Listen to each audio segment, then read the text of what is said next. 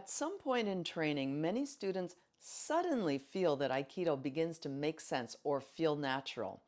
Let's take a look at this topic today. First of all, motor learning research shows that it takes thousands of repetitions before movements become automatic or natural or smooth. That's why Aikido suddenly starts making sense after a certain amount of practice. Repetition builds recognition within your body. If you repeat something over and over and over, it begins to feel familiar.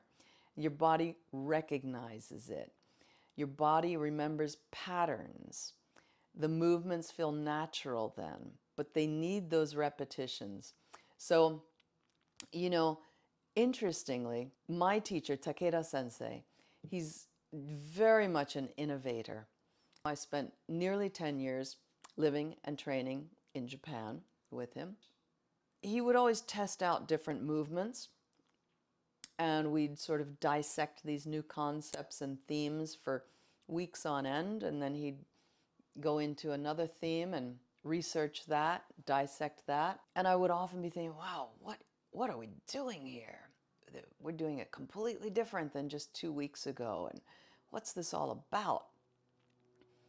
And he wouldn't come up with, yes, this is the right way, the other way was wrong, or this is the wrong way, we're going to go back to the right way. Never said the words right and wrong.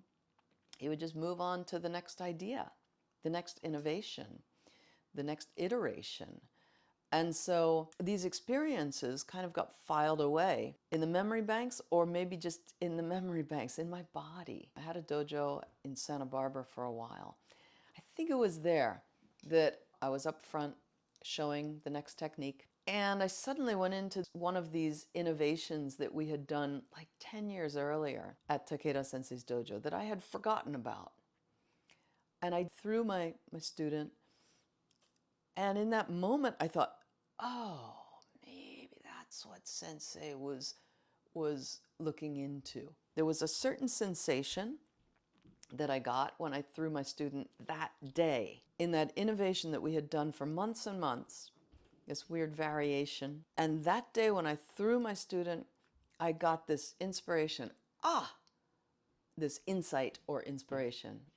Maybe that's what Sensei was experiencing. Maybe that's why he led us into that research that time. That is really fascinating to me, how sometimes the value or the study or the lesson that a certain movement imparts to you comes much later, sometimes even years later. Another thing that happens after you've trained and trained and trained and trained and had the repetitions, and now suddenly it's like, oh, now it makes sense. Sometimes what's happening is that the timing becomes clearer. In the early stages of your Aikido development, somebody comes up, they grab your wrist, you go, oh, they grabbed my wrist, now I'm supposed to do this, now I'm supposed to do that. But after a while, your timing becomes better and better and better and better if you keep going to the dojo. Don't miss class. And so you start to move a little bit earlier. So they grab your wrist and you move already. And then at a higher level, you move while they're grabbing your wrist. And at an even higher level, you move your wrist at a millisecond before they grab, which enables you to lead their movement. So your timing becomes more clear, you hesitate less, and you recognize the openings. I don't mean the openings like, got you. I'm not talking about that. I really hate that, actually, because it takes our focus away from the feeling that we're feeling when we're connected with each other. So not the gotcha opening, but the timing opening. When somebody's coming to grab your wrist, you know, if you're a fairly experienced practitioner, imagine this. Somebody's coming to grab your wrist and you want to move just that little bit before them so that you lead them, right? You want to lead their grab so that they go a little bit off balance, yeah? Well, what happens if you move way too early, if you turn way too early? You just turn your back on an attacker. Not a good idea, okay? We all know that. So, but the timing, when the timing is really good, or if the timing is too slow, you're like, oh, I'm going to lead their attack. Timing is too slow. Oop, they got a hold of me. Yeah, okay. That's how we start anyway. So you've done that. You know how to do that. You know how to deal with a firm grip by that time. But once you get to a higher level, you can play with those openings in the time openings, right? I don't mean the gotcha openings. I could punch you in the face. I could. No. So the next thing that I want to discuss is that your effort decreases. You know how to work smarter, not work harder. Yes, in the beginning, you need to work hard in Aikido. You need to work hard to create a structure that will allow you to not have to work hard. Here's a simple example. Let's say you're a tall person. In order to do Shihonage really well, you're going to have to really get low. You're going to have to really bend your knees, right? If you're training with somebody who's your own height, maybe you can get away with not bending your knees so much. But I think we would all agree, no matter what our style is, that Shihonage is going to be even better if you bend your knees more, right? So you don't need as much effort to throw if you work on the structure, right? So movements, after a lot of training and a lot of repetition, movements become more smooth, balance improves, techniques feel lighter.